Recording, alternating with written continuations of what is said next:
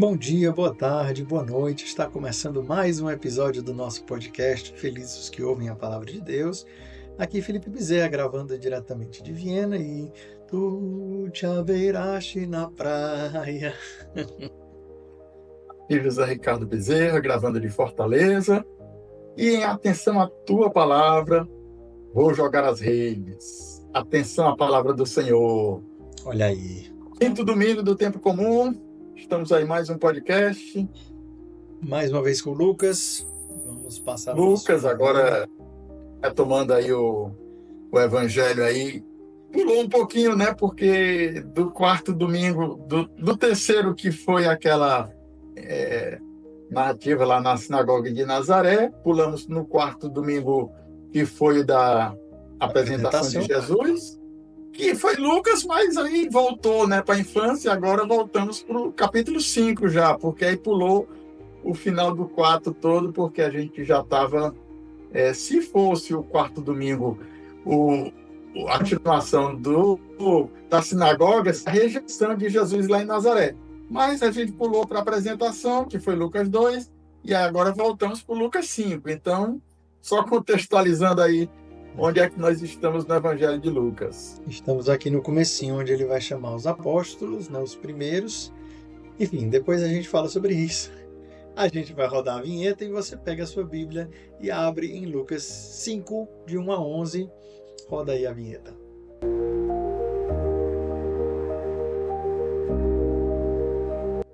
Naquele tempo, Jesus estava na margem do lago de Genezaré e a multidão apertava-se ao seu redor para ouvir a palavra de Deus. Jesus viu 2 barcas paradas na margem do lago. Os pescadores haviam desembarcado e lavavam as redes. Subindo numa das barcas, que era de Simão, pediu que se afastasse um pouco da margem. Depois sentou-se e da barca ensinava as multidões. Quando acabou de falar, disse a Simão: avança para águas mais profundas e lançai vossas redes para pescar.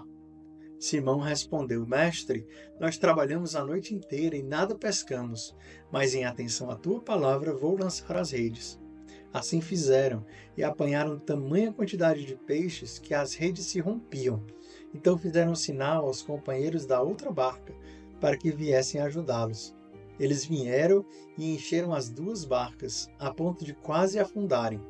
Ao ver aquilo, Simão Pedro atirou-se aos pés de Jesus, dizendo: Senhor, afasta-te de mim, porque sou um pecador. É que o espanto se apoderara de Simão e de todos os seus companheiros, por causa da pesca que acabavam de fazer. Tiago e João, filhos de Zebedeu, que eram sócios de Simão, também ficaram espantados. Jesus, porém, disse a Simão: Não tenhas medo, de hoje em diante tu serás pescador de homens. Então levaram as barcas para a margem, deixaram tudo e seguiram a Jesus. Palavra da salvação. Glória a vós, Senhor. Oh, coisa linda. Não. Muito aí, muitas coisas aí. A gente começa a meditar e aparece nas coisas novas e velhas. Sempre. O escriba que tira do seu tesouro coisas novas e velhas. Isso. Então, Lucas, né? Mais uma vez aí contextualizando aí, o Lucas, ele foi companheiro de Paulo, né? Como a gente já colocou naquele início da narrativa no terceiro domingo, quando falamos aí que ele fez uma descrição ordenada para o Teófilo, né? Lucas, como companheiro de Paulo, ele nunca chama o lago de Genezaré, que os outros apóstolos, né, Mateus e Marcos, falam. Lucas chama de lago, não chama de mar da Galileia, desculpe aí, Sim, né? Não é mar para ele, porque mar é o Mediterrâneo, né? Paulo e Lucas vão atravessar ali o mar Mediterrâneo, então não é mar da Galileia, isso ali é um lago, né? Então, 2 vezes aqui no início a gente já vê essa característica aqui de Lucas, falando do lago de Genezaré, né, porque era uma das cidades ali, e João vai falar lago de Tiberíades, que também é outra cidade ali nas margens do lago, aquela aparição do lago lá, no final do Evangelho de João, ele chama lago de Tiberíades. Então, é o mesmo, você está falando a mesma coisa, mar da Galileia, lago de Genezaré ou lago de Tiberíades, é o mesmo lugar, né? Jesus está às margens aqui do lago, Uhum. segundo o evangelista Lucas, né? Eu lembro que fui fazer reciclagem lá na Terra Santa, lá em Nazaré. E aí a gente tinha um dia, né? Terminou a reciclagem, tinha um dia entre o fim da reciclagem e o nosso voo de volta.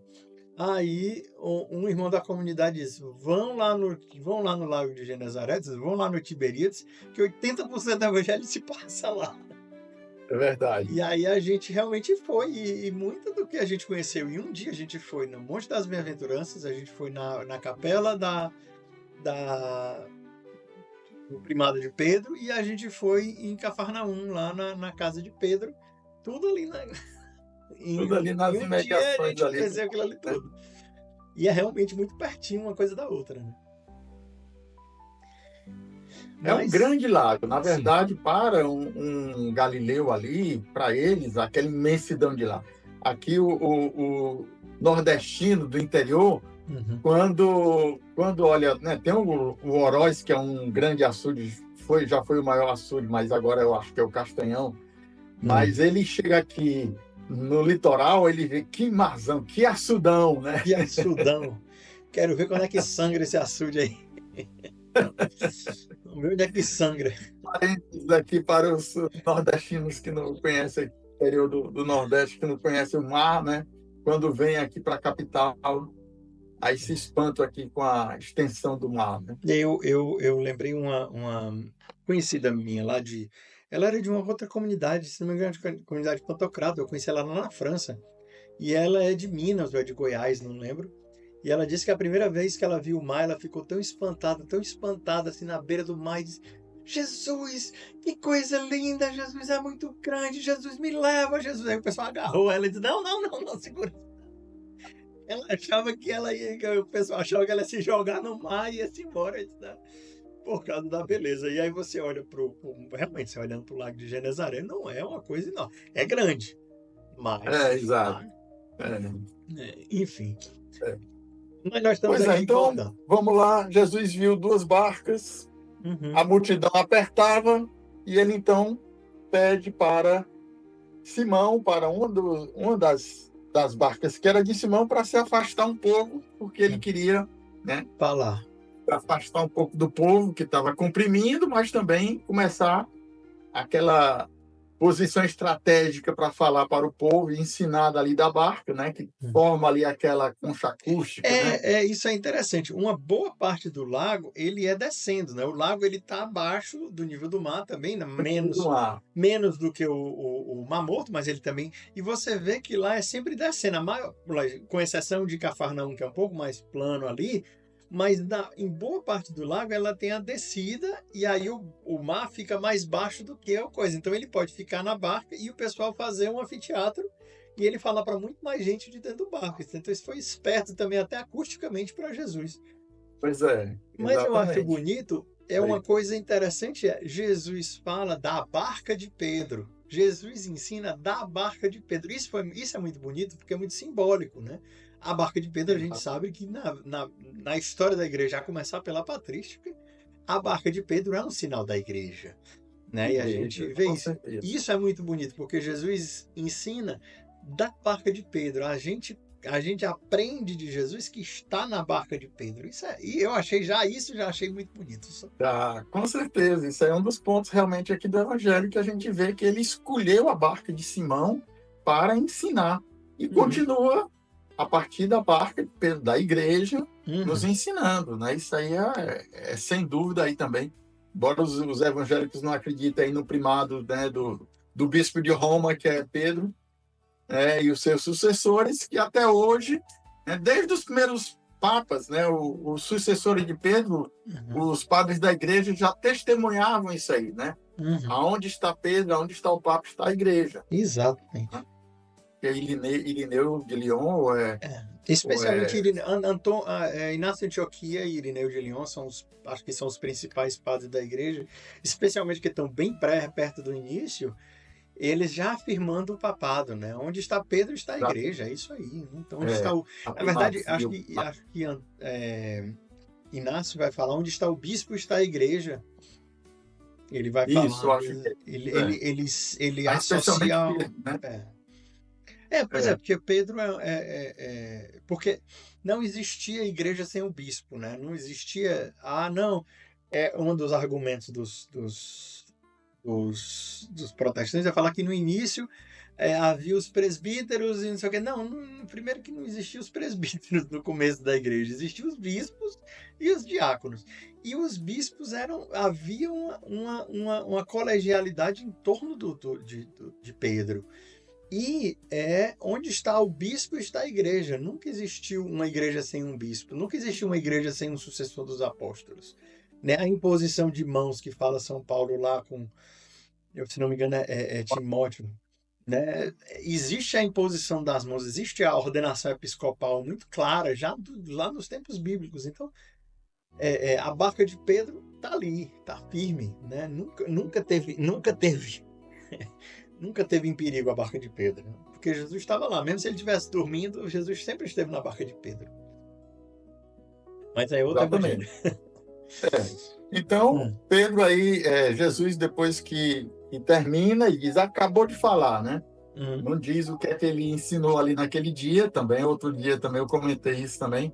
Jesus começou a ensinar, mas não diz, o evangelista não diz o que ele ensinou naquele dia. Mateus vai fazer o apanhado ali no início do evangelho dele, Mateus 5, 6 e 7, o Sermão da Montanha, que engloba vários ensinamentos em várias ocasiões. Mas Mateus concentra ali aquele programa inicial com as bem-aventuranças, né? E depois, né? Vários ensinamentos que os outros evangelhos, né, de Marcos e Lucas estão dispersos, né? Embora aqui tenha o Sermão da Planície de Lucas, né? Lá em Lucas 6 vai ter um pouco disso aí. Lucas 6 a gente vai comentar. Eu acho que na próxima, começa aí, eu acho que já no próximo domingo, né? Talvez. Mas então, Jesus acaba de ensinar e manda Pedro aí para as águas mais profundas, né? Duc in altum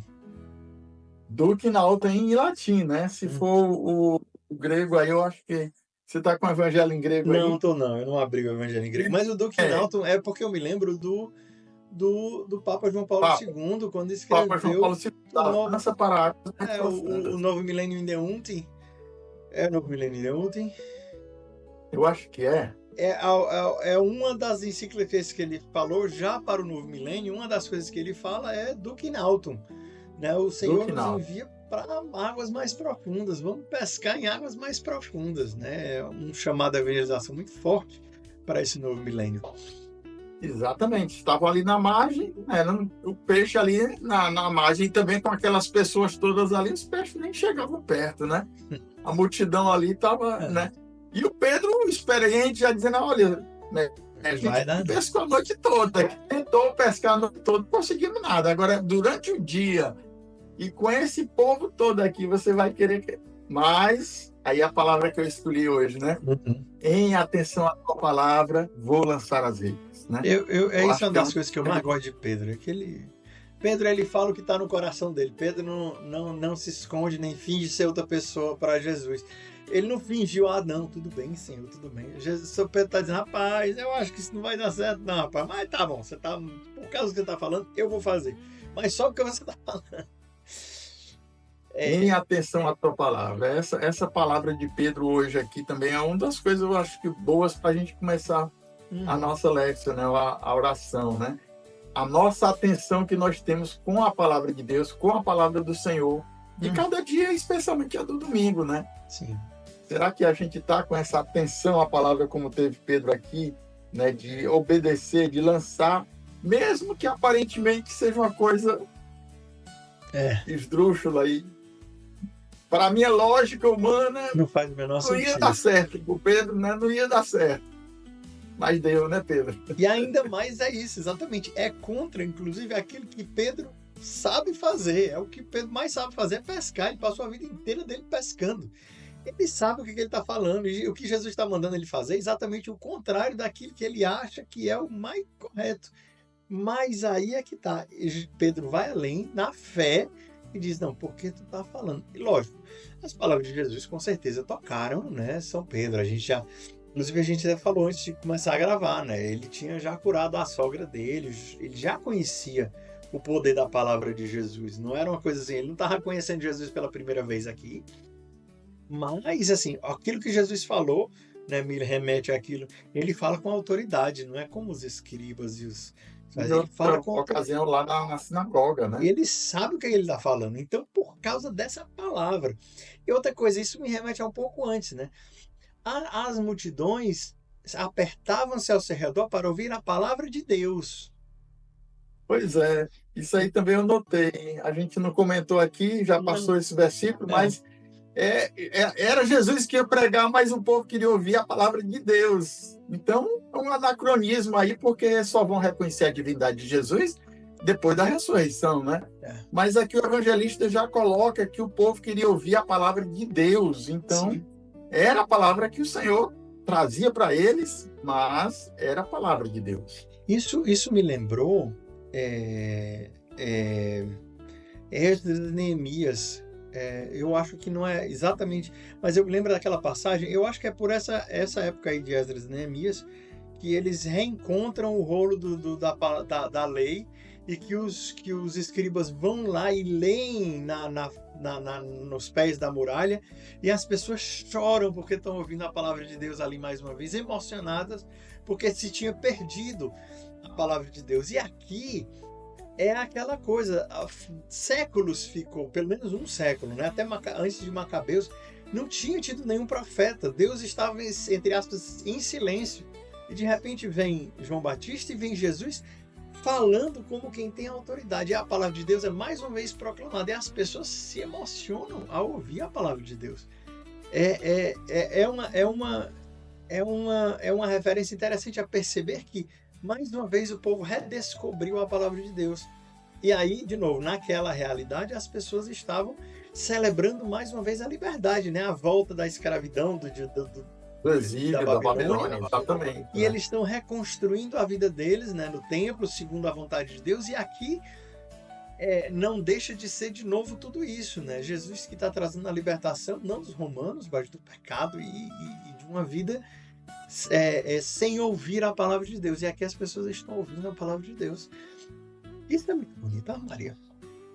E aí o que ele vai dizer lá não vos entristeçais, né? Porque é um dia de alegria, né? Uhum. Comei carnes gordas, porque a alegria do Senhor será a vossa força. Olha aí, a alegria do Senhor será a vossa força, as pessoas ouvindo a palavra de Jesus. E aí já entra todo de novo, que a gente já falou na semana passada, né? Porque isso aí me remeteu imediatamente a Isaías, né? Vinde todos comer sem pagar, né? Tomar leite, né? E não de graça, né? Gratuitamente. Exatamente. Oh, glória. E hoje também tem o Isaías também, mas o Isaías 6, aquela visão do templo, né? O chamado de Isaías, que vai fazer a relação com o Evangelho, né? Uhum. O Isaías toma aquele susto lá, porque ele viu o Senhor, né? E aí ele se sente pecador também. Eu sou um homem de lábios impuros. Depois o anjo lá Vai toca os lábios dele e a prontidão de Isaías, né? Como também a prontidão aqui do chamamento dos 4 primeiros, né? E aqui Lucas só cita 3, né? Mas o André está incluso aí, né? Tiago, João, Pedro e o sócio de Pedro, que era André, né? E tinha aí André e Pedro Simão numa barca e Tiago e João em outra barca, né? Estava na outra barca, eram sócios lá, os filhos de Zebedeu eram sócios na outra barca, né? Os 4 que estavam lá lavando as redes, né? No início, né? Mas isso aí de novo, né? Se a gente ligar com Isaías, quando Simão se toca que está diante de Deus, como Isaías, ele diz: eu sou pecador, sai de perto de mim, pelo amor de Deus, né? Porque eu sou pecador. E aí tudo isso remete à segunda, né? Que a gente vê agora, assim, a segunda pesca milagrosa, que a segunda não, se bem que lá em João, não sei se é a segunda, se é a terceira, se tem 2. João, tem outra pesca, mas outra no final, depois da ressurreição, do lago de... Né? Mas que é tudo isso... 53 grandes peixes lá que João coloca, né? Que representa todas as cidades, assim, eu acho que todas as regiões da época da... Todos os povos, uma coisa assim. Mas povos, aqui, de novo, se você olhar, a referência é muito, muito semelhante, né? Ele vai pescar, joga a barca, joga a rede ao pedido de Jesus, pega muitos peixes, se reconhece, no caso ali ele reconhece que estava nu, e se joga dentro da água para ir para os pés de Jesus. Aqui ele não está nu, mas ele se joga aos pés de Jesus. Não, eu sou pecador, eu sou pecador. É o contrário de Adão, né? Que Adão reconhece que está nu, reconhece que é pecador e se esconde, né? Enquanto Pedro não. Pedro, ele se reconhece pecador e se atira aos pés de Jesus. O que já vai remeter também à negação dele lá na frente, né? Que ele nega Jesus, mas em vez de se matar como faz Judas, ele reconhece e aceita a misericórdia de Deus. E vai sair, chora amargamente, como diz o Evangelho, né? Ele se encontra, né? Eu acho que é Lucas que Jesus olha para ele depois da negação, depois que o galo canta, Jesus olha e aquele olhar de Jesus para ele foi suficiente, né? E aí ele sai e chora amargamente, né? Beleza. Esse encontro, esse reconhecimento do seu pecado de Pedro, né? Essa é uma beleza realmente aí, sem par. E essa indignidade diante de Deus, né? Pedro se coloca aí no seu lugar, né? Porque se sente realmente diante de um mistério. Ele não sabe, ele não entende como é que aqueles peixes apareceram de repente ali, né? Se Jesus sabia que o cardume estava ali naquela hora, os exegetas, não importa aí como é que Jesus sabia e manda jogar a rede naquele momento, né? Mas assim, a indignidade de Pedro, que também deve ser a nossa, porque às vezes a gente diz, não, é porque Jesus é meu amigo, Jesus chamou a gente de amigo, mas a nossa distância entre o homem e Deus é infinita, a gente não tem noção, né? E é essa idade que a gente tem que ter, esse reconhecimento do nosso papel, do nosso lugar diante de Deus, né? Eu lembro, acho que o Moisés falando uma coisa assim, se a gente merecesse, não seria misericórdia. A gente pede misericórdia porque a gente não merece. Então, a gente às vezes esquece, acha que a gente merece misericórdia, mas ninguém merece misericórdia. Se a gente merecesse, não seria misericórdia. Nada que a gente fizer nunca vai chegar nem perto de fazer a gente merecer as graças e a misericórdia que Deus tem para conosco. É um abismo infinito entre nós e a realeza de Deus. E eu acho isso interessante a gente falar da amizade, porque Santa Teresa d'Ávila é uma das que mais fala de amizade, né? Que a gente precisa realmente ter amizade com Deus e a gente realmente precisa tratar com Deus como amigo, sabendo que Ele nos ama. Mas nossa Teresa, ela nunca se refere a Jesus como o cara lá de cima. É Sua Majestade. Né? Sempre que ela fala com Ele, é como amiga, como aquela que sabe que é amada. Mas sempre que ela fala dele, ela é Sua Majestade, é de Sua Majestade para lá. Então, outro acima dela, que nem se compara. Ela é indigna de chegar ao nível, né? Porque realmente é o Altíssimo, né? Como é o termo lá que o anjo fala para a Virgem, né? Será grande e será filho do Altíssimo. Então, o Altíssimo que o Antigo Testamento já falava que Deus era o Altíssimo, era inacessível. Mas Jesus veio na forma, né? Se encarnou para nos dar a conhecer o amor do Pai, mas não deixa de ser, como o Evangelho de João vai colocar, né? Deus de Deus, luz da luz, né? É o credo, né?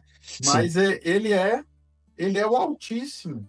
Muito acima dos nossos limites aqui humanos. Eu acho que é o Eclesiástico que fala, né, que não vos canseis, porque nunca chegareis ao fim, porque Ele é grande, porque Ele tudo está acima de todo louvor. Não vos canseis. É Eclesiástico. Eclesiástico. Eclesiástico mesmo. Eclesiastes é vaidade das vaidades, é outra coisa. Exatamente. Mas aí de novo, aqui é onde está o segredo, do sucesso, aqui é o segredo da santidade. Né? Reconhecer que nós não somos nada, que nós não somos dignos, mas também acolher a misericórdia. Jesus diz, vem e segue-me, e ele vai e segue. Né? Não, Porque se você ficar só, não sou digno, não sei o quê, e você não segue Jesus, aí também não faz sentido, né? Se você percebe a sua indignidade, mas você se deixa amar, né? Se deixa acolher, se deixa... Por isso que eu repito, é uma das coisas que eu mais repito na vida. A gente precisa se acostumar a se deixar perdoar por Deus. Aqui é o segredo de tudo.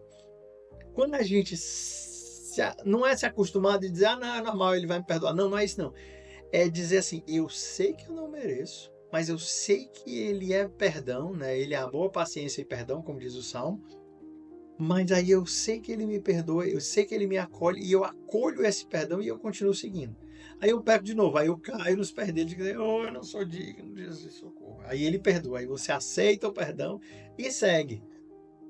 Porque aí é que tá, eu acho que já partilhei isso porque eu vi isso adolescente, nunca mais me esqueci, eu não sei de que santo foi que falou isso, mas que era assim, chegar no céu, quando a gente chegar no céu, não vai ter mais máscara, no céu não vai ter mais, aí eu sou bonitinho, nada, no céu é a verdade, vai estar a sua vida inteira passando na sua frente, vai ter todos os seus pecados, vai ter tudo, você vai olhar para Jesus, você vai ver essa verdade aqui, você não é digno de ir para o céu, você não é digno, você não merece.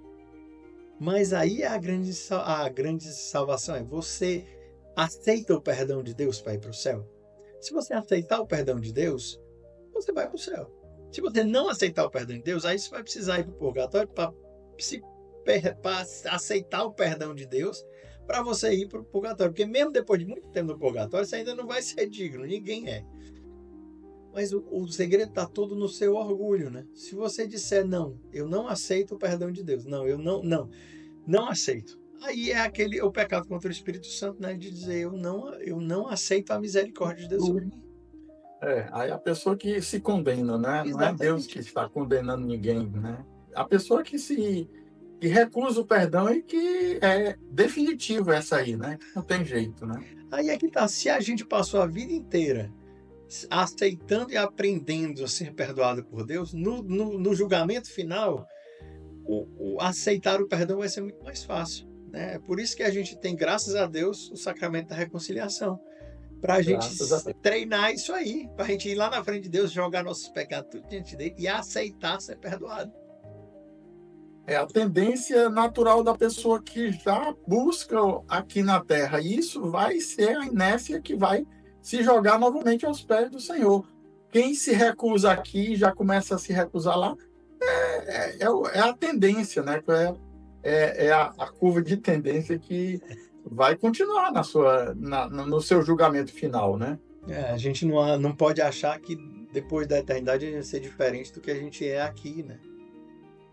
Pois é, me lembrou a Santa Teresinha, né? Nunca a gente, né, fala de uma coisa, começa aí e fala de, não, Santa Teresinha, que você é um passarinho, Senhor, eu sou um passarinho nas tuas mãos, aí eu só confio na tua misericórdia, né? O oferecimento aí de Teresinha, que sabia que podia confiar só na misericórdia do Senhor.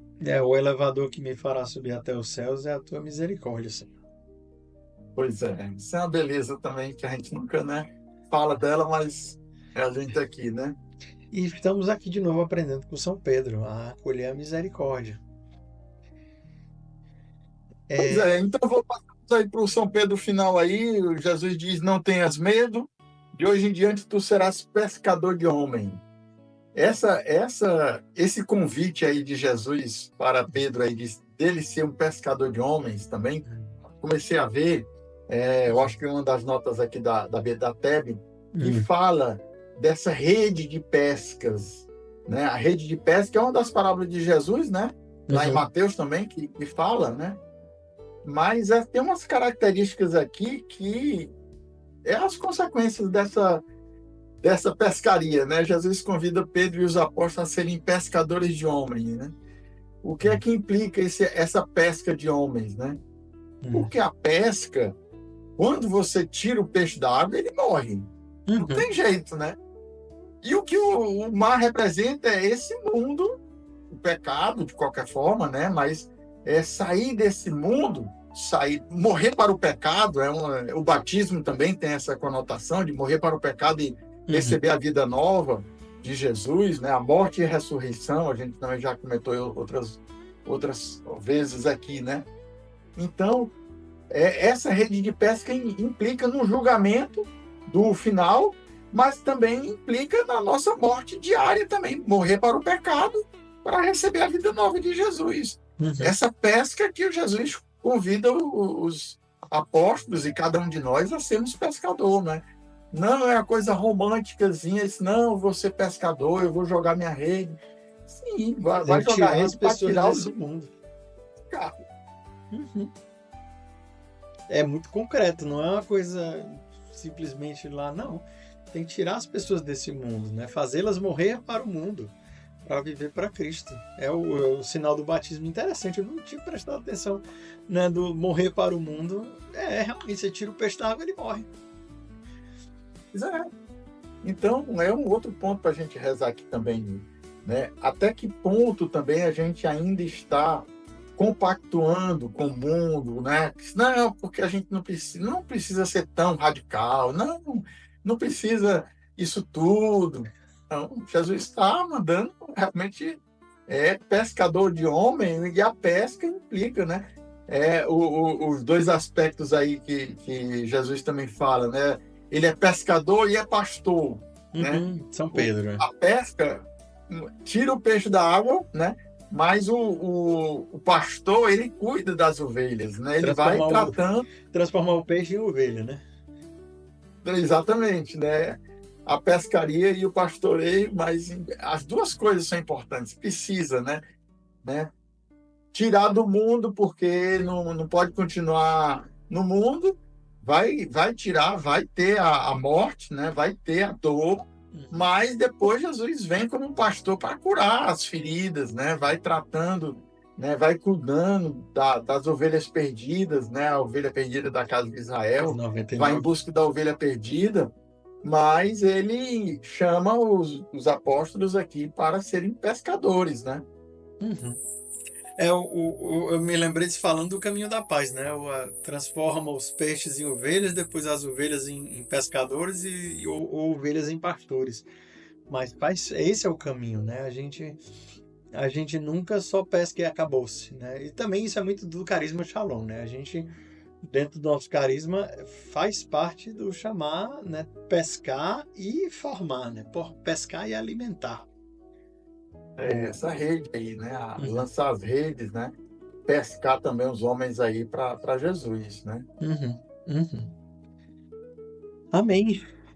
Vamos terminando aqui, que já temos... Vamos. Muita coisa, né? A gente deu uns toques assim por cima aí de alguns pontos, né? Mas eu acho que já temos pontos aí para a gente rezar com o evangelho de hoje, né?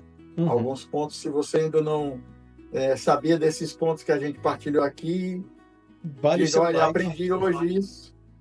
Escreva nos comentários. Dê o seu like, né? Exatamente. Ou então, diga assim, né? O sim e, né? O sim, mas, né? Mas sim e, né? Isso. Porque exatamente, né? Eu já tinha comentado, mas continua, né? Raramente na igreja é sim mais, é sim e. É isso e mais isso, né? Tem tanta coisa que a gente pode interpretar. Tanta coisa que a gente poderia falar. Se você já rezou com essa passagem, que tal você partilhar um pouco da sua Lexio Divina com a gente sobre isso também? Vale a pena. A gente quer ouvir de você. Por favor, partilhe com a gente. Pois é, o pessoal do Instagram aí que no domingo não consegue ouvir o podcast completo, que só tem no YouTube, né? A gente faz uns cortezinhos aqui do nosso podcast aqui do domingo para colocar no Instagram e dizer, olha, assista o YouTube completo lá, que está lá só no YouTube. Vou tentar botar cada vez mais. Essa semana eu vou tentar botar mais. Semana passada só teve um, mas vou tentar colocar cada vez mais, pelo menos durante a semana, alguns trechinhos. Se você veio pelo Instagram, coloca que veio pelo Instagram, que você seguia só no Instagram e não conhecia o YouTube, escreve aqui também. Enfim. Poucos seguidores aqui no YouTube em relação ao número de seguidores lá, mas bem menos ainda do que poderíamos, né? E então... a gente posta mais no YouTube do que no Instagram, e lá no Instagram tem mais seguidor do que aqui no YouTube, gente. Cadê o pessoal do YouTube aí? Sim. Se você veio do Instagram, olha aqui, diga aqui, ó, conhecia no Instagram, mas não aqui no YouTube. Por favor.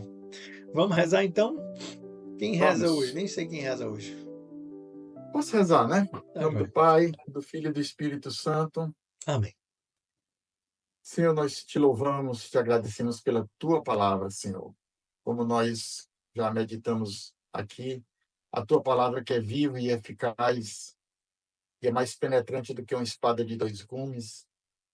Que a tua palavra, Senhor, venha em nosso auxílio nesse dia de hoje, para nos dar esse sentimento de indignidade e nos aproximarmos dela, e nunca estamos, de fato, prontos, preparados, porque tua palavra é muito acima de nossas limitações humanas e nunca conseguiremos entendê-la completamente. Cada vez que nos aproximamos, coisas novas, novos entendimentos, Senhor, tu nos dás.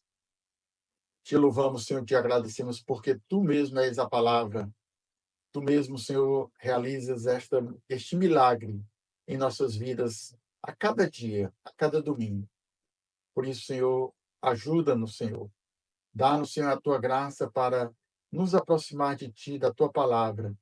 Termos a ti, Senhor, como o nosso alimento diário, como alimento para a nossa vida eterna.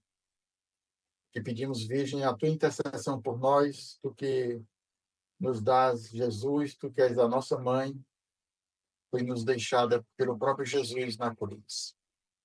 Ave Maria, Cheia cheia de de graças, graça, o o Senhor é Senhor é convosco. convosco. Bendita Bendita sois sois vós vós entre entre as as mulheres. mulheres. Bendito Bendito é é o o fruto fruto do do vosso vosso ventre, ventre, Jesus. Jesus. Santa Maria, Mãe de Deus, rogai por nós, pecadores, agora e na hora de nossa morte. Amém. Amém. Rainha da paz, Dai-nos a paz. dai-nos a paz. Pai, do Filho e do Espírito Santo. Amém. Amém. Amém. Muito obrigado a todo mundo que assistiu até o final. Se você não comentou até agora, escreva pelo menos assistir até o final. E a gente se vê, então, na semana que vem no podcast e todos os dias nas meditações diárias. Deus abençoe. Obrigado. Shalom. Shalom.